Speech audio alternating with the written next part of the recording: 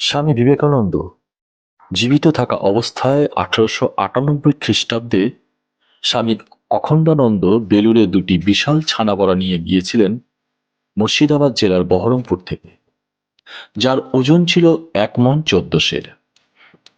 1938 খ্রিস্টাব্দে নেতাজি সুভাষচন্দ্র বহরমপুর থেকে একটি 1 মণি ওজনের ছানাবড়া পেয়ে অত্যন্ত খুশি হয়েছিলেন।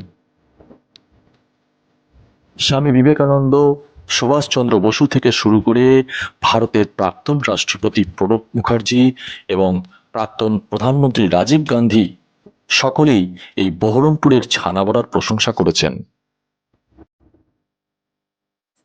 আর আমরা আজ 16ই জানুয়ারি 2025 সাল এই মুর্শিদাবাদ জেলার বহরমপুরের নতুন বাজারে রাধিকা মিষ্টান্ন ভাণ্ডার নামে একটি মিষ্টির দোকানে এসেছি সেই ছানাবড়া এবং অন্যান্য মিষ্টি পরখ করে দেখতে।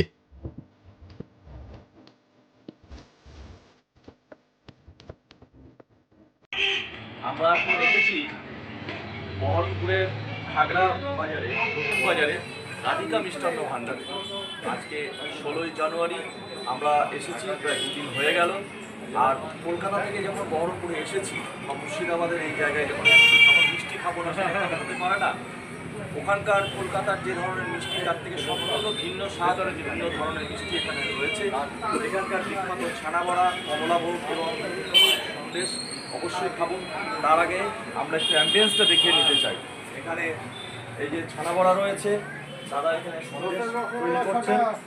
আচ্ছা দাদা, এই সন্দেশগুলো কত করে? 10 টাকা পিস। 10 টাকা পিস। আচ্ছা, সর্বপ্রথম এই একটা করে সন্দেশ দেবেন। আর 10 টাকা দামের ছানাবড়া আছে কি? 10 টাকা দামের ছানাবড়া দেবেন। আগে সেটা আগে আমরা টেস্ট করে দেখব। 2 জায়গায় দেবেন, হ্যাঁ।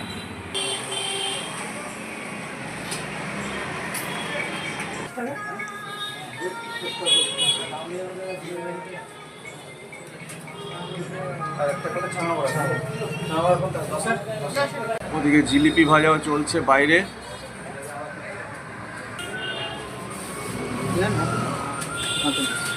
টাকা ভাঙিয়ে ভাঙিয়ে আমরা আমি 100 টাকা দিয়ে দেবো। ও দাদা, আপনাকে একটা কথা বলতে বলি, কালকে তরকারিটা কিন্তু টেস্ট কেমন? ভালো টেস্ট। আসলে তো এই দোকান থেকেই খাই। মুড়ি খাওয়ার দেখছি। রুটি দিয়ে খেতে খুব ভালো লাগে।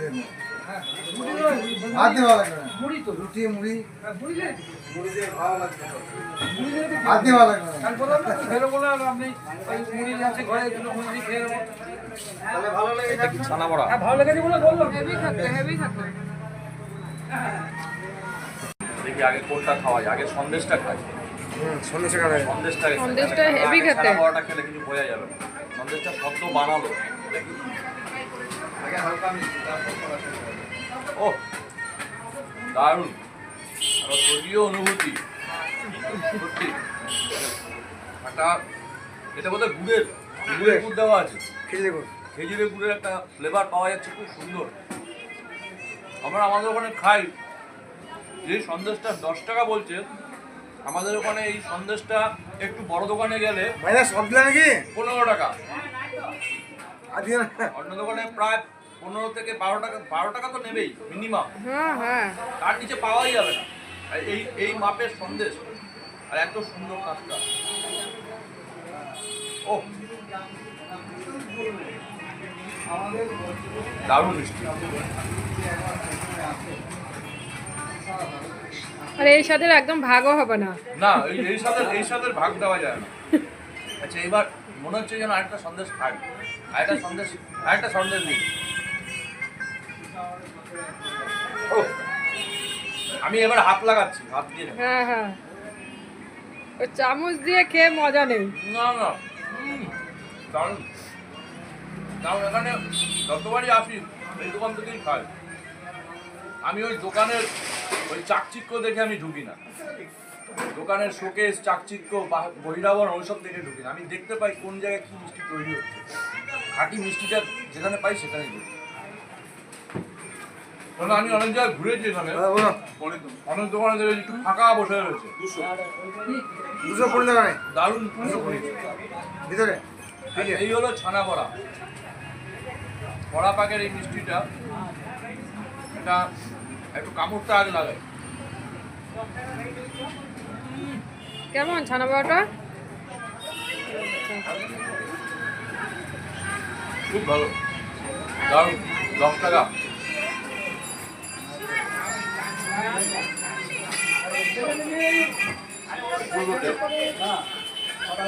মোটামুটি এই মিষ্টি কতদিন থাকে নিয়ে গেলে?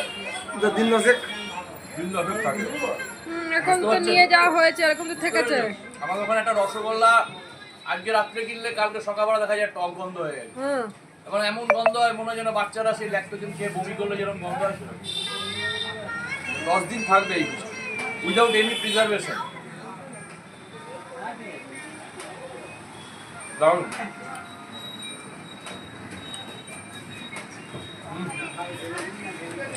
অনেকটা হয়ে গেছে, আরো অনেক মিষ্টি খাওয়ার ইচ্ছা আছে, কিন্তু আজকে খাবো না। আর দুদিন থাকবো তো, অন্য মিষ্টি আবার টেস্ট করবো, পান্তুয়া একটু টেস্ট করবো পরের দিন।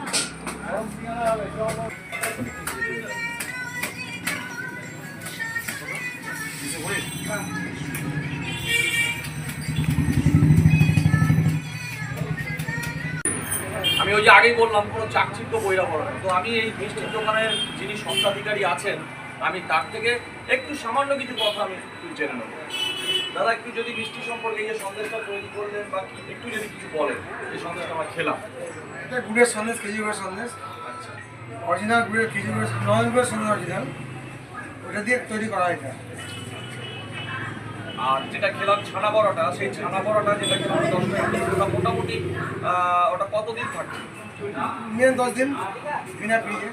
মানে আমরা যদি এখান থেকে কলকাতায় নিয়ে যাই, তাহলে যাই সঙ্গে বিনা ফ্রিজেই 10 দিন। বিনা ফ্রিজে 10 দিন থাকে। এই ছানা বড়াটা কি মানে আপনারা ঘিয়ে তো ডালটা।